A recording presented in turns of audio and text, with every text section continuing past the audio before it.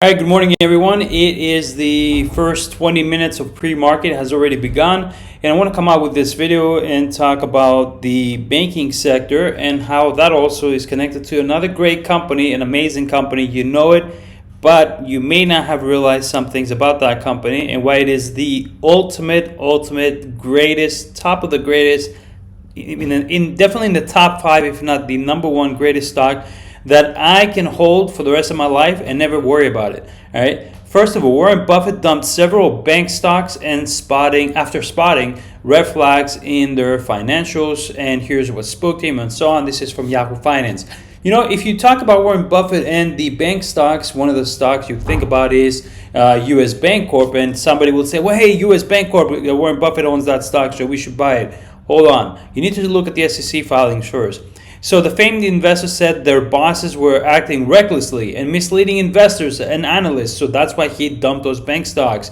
Warren Buffett dumped his stakes in several banks because their bosses were taking dumb risks, as he says. And you know what? He knows better. He's very smart, so I trust Warren Buffett's moves. Berkshire has exited its stakes from JP Morgan, right? Did you know that? Goldman Sachs. They considered the bosses of those banks taking risks and dumb moves. So they exit out of JP Morgan, they exit out of Goldman Sachs, they exit out of Wells Fargo, that was known a while ago, M&T Bank, PNC Financial in the last 3 years, according to Securities and Exchange Commission. But did you know that they slashed its BNY Mellon stake by 69%?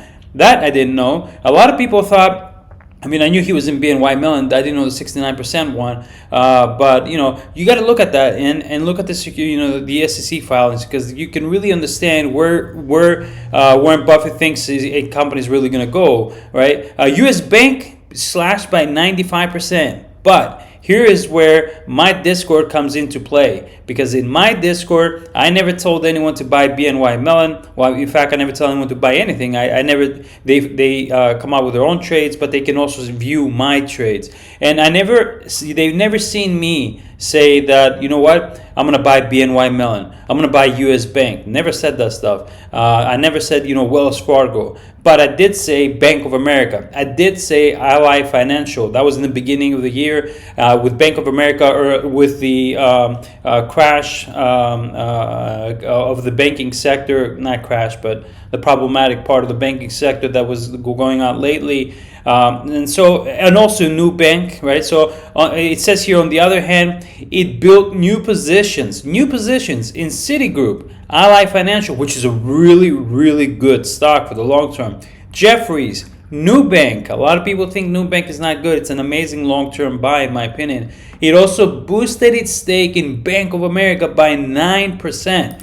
And let's go to my Discord. Back on March 2023 this year, March 21st, I said that I am going to buy Ally stock, and I did at 23.64. But I sold 80% of my shares, right? So I sold 80% of those shares at 25.51, kept 20% for retirement in my retirement portfolio. So that's one move I did, and I'm very glad I did that. Let's go to Bank of America. Here it is. Back on March 14th, I said I'm going to buy Bank of America at 29. I did, and I sold it at 30. Then it went back down to 29, and I bought it again same day, but this time I'm holding, and I'm up on that. So you know what? That was back then, and now you see the Yahoo Finance article today, talking about Bank of America, Ally Financial. These are things in my Discord that have been going on for a while now. If you want to join my Discord, the link will be in the comment section below. We do long-term trades, swing trades, day trades, but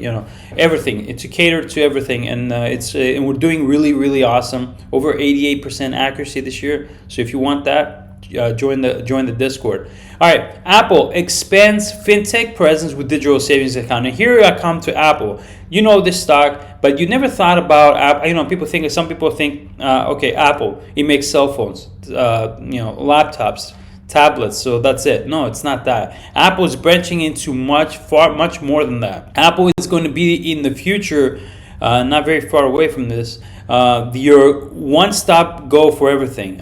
People are just going to have only Apple devices, I think, because with Apple, you can do everything. You have a great cell phone, you can have a great laptop, you can have your fintech savings account with Apple. Soon in the future, they're going to come out with their own electric vehicles, a whole ecosystem all in one.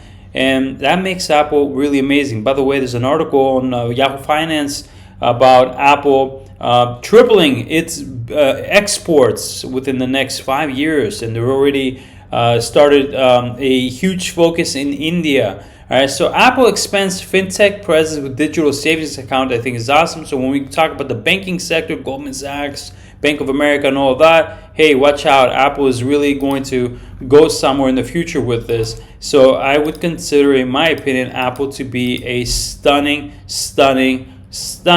long-term hold, which I think most of you already know that. You didn't have to hear that from me. I hope that you have a good trading day today, everyone, and I wish you all the best. Take care. If you like the video, share it in your social media so that other people can see it. And I would really appreciate it, because that's the ultimate support you can bring, really, is to share the videos in social media.